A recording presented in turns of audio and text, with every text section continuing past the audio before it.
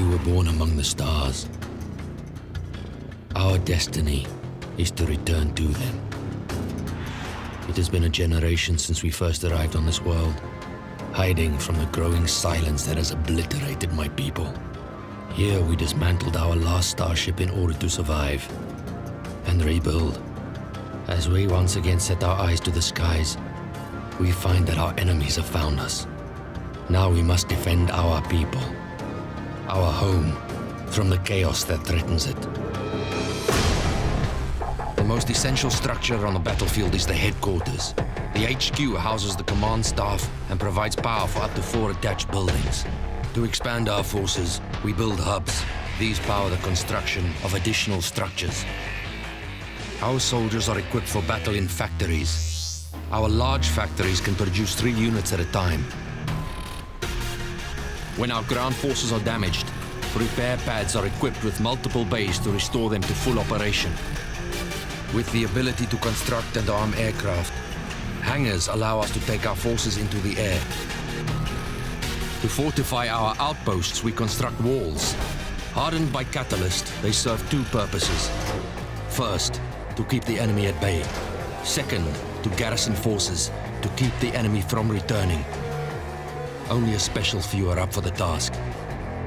Like our structures, our strategy for war values speed and mobility. To those ends, our first line of offense are the commandos. More hands means more guns. Next are stalkers. Quick to produce, stalkers excel at running down our enemies in packs and supporting advanced units. A true mobile weapons platform, the Predator is able to move quickly without interrupting fire of its shoulder-mounted cannons. It's an ideal unit for outmaneuvering our enemies. For long-range assault, we have the Hailstorm. These artillery units bombard enemy forces with high-explosive mortars far from the battle itself. And when something stands in the way, we send in the Avalanche. These heavy machines specialize in demolishing enemy structures and fortifications. If the enemy finds us, the best defensive weapons we have are the aptly named Guardians. The firepower they can unleash is so powerful that they can only fire when securely mounted to a hard point. It doesn't take many to keep very large forces at bay until reinforcements arrive. For clandestine missions, we use the Seeker.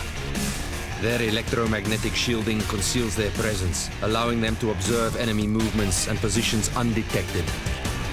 We also deploy the Stratos for keeping track of others through the use of high-altitude observation. Our eyes in the sky. If war in the sky is what they want, they will find it with the Warbird. These highly evasive and maneuverable craft can engage both air and land targets. For the heavier targets, we launch the Nimbus. Their small payload of high-intensity bombs pummel fortifications and decimate armies. Our greatest weapon is the Hand of Rook. Named for our greatest hero, the Hand of Rook is a mobile military base. 6 hardpoint turrets serve as garrisons, while the Hand of Rook can construct any ground unit needed for the front line. Wielding the collective will of our people, its main cannon can lay waste to a building or approaching army with a single shot. We will never be silenced again. While our past has been stolen, these Outlanders will not rob us of our future.